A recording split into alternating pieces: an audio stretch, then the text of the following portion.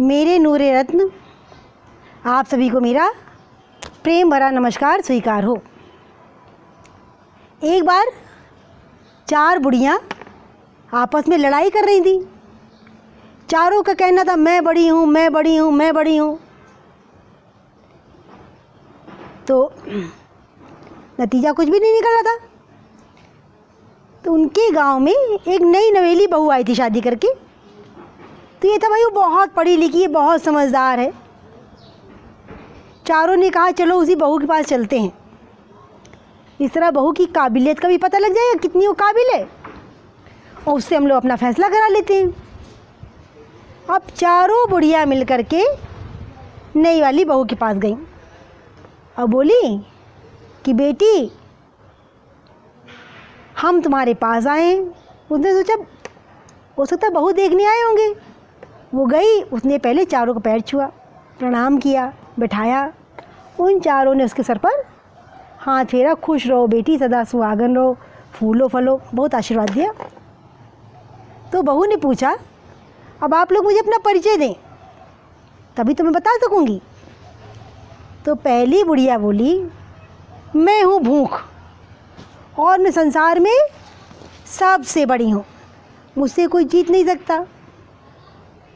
बहू बोली कि माँ जी आपका तो विकल्प है, अगर भूख लगी हो तो चाहे 56 प्रकार का भोजन हो तो भी पेट भर जाएगा, और अगर कुछ नहीं हो तो आदमी दाल रोटी खाकर ही पेट भर लेगा, फल खा लेगा, कोई ना कोई अपना उपाय कर लेगा, वो अपना कोई ना कोई जुगाड़ बना लेगा। तो माँ जी आपका तो विकल्प है, आप बड़ी नहीं है।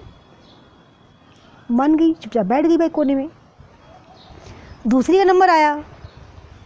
उसने कहा बेटी मैं हूँ प्यास। आदमी भूख बर्दाश्त कर सकता है लेकिन वो प्यास नहीं बर्दाश्त कर सकता, तो इस संसार में सबसे बड़ी तो मैं ही हुई।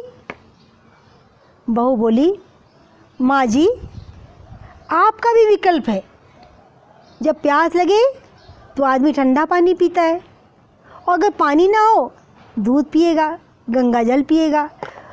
प्यास तो किसी भी तरीके से बुझाई जा सकती है।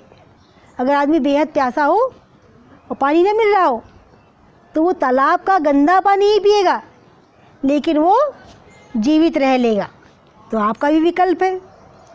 अब तीसरी बोली बहू मैं हूँ नींद। भूख से, प्यास से तो जीता जा सकता है, लेकिन नींद का तो कोई विकल्प नहीं है, तो संसार में सबसे बड़ी तो मैं ही हूँ। बहू बोली ना माँ जी, नींद का भी विकल्प है। नींद तो क्या है, मखमल के गद्दे पर भी आती है। अगर ना बिस्तर हो, ना मखमल का गद्दा हो तो आदमी ज़मीन पर भी सो जाता है। बहुत नींद आ रही हो तो आदमी कूड़े पर पड़ा रहता है और सो जाता है। तो माता जी आपका भी विकल्प है, अर्थात आप बड़ी नहीं है। चौथी ने कहा बेटी मैं हूँ आशा। तो जैसे ही उसने सुना अच्छा ये आशा है, बहू ने तुरंत सर पे अपने पल्ला डाला और पल्ला डाल करके अपने आंचल से आशा मैया के पैर छुए और कहा माँ जी आपका तो कोई भी विकल्प नहीं है।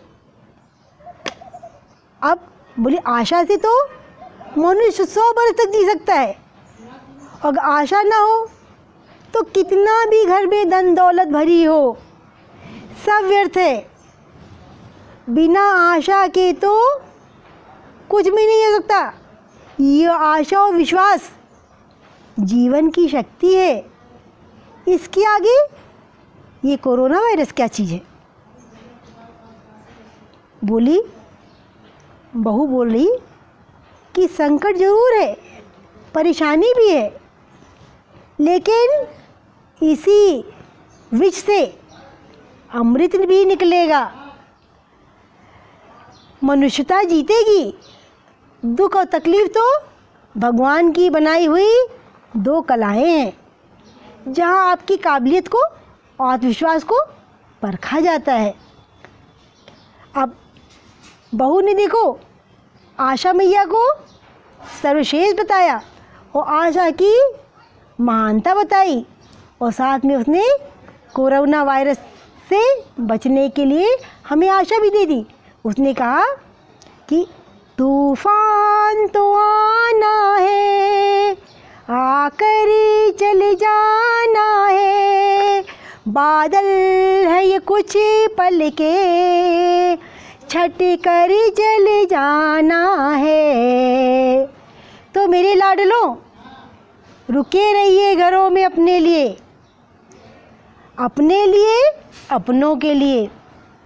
कोरोना वायरस से, इस महामारी से बचने का यही एक उपाय है और पूर्ण आशा रखो कि हम विजयी होंगे और कोरोना वायरस एक दिन हारेगा, जीत हमारी ही होगी।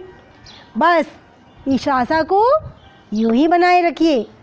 सबको टाटा बाय बाय।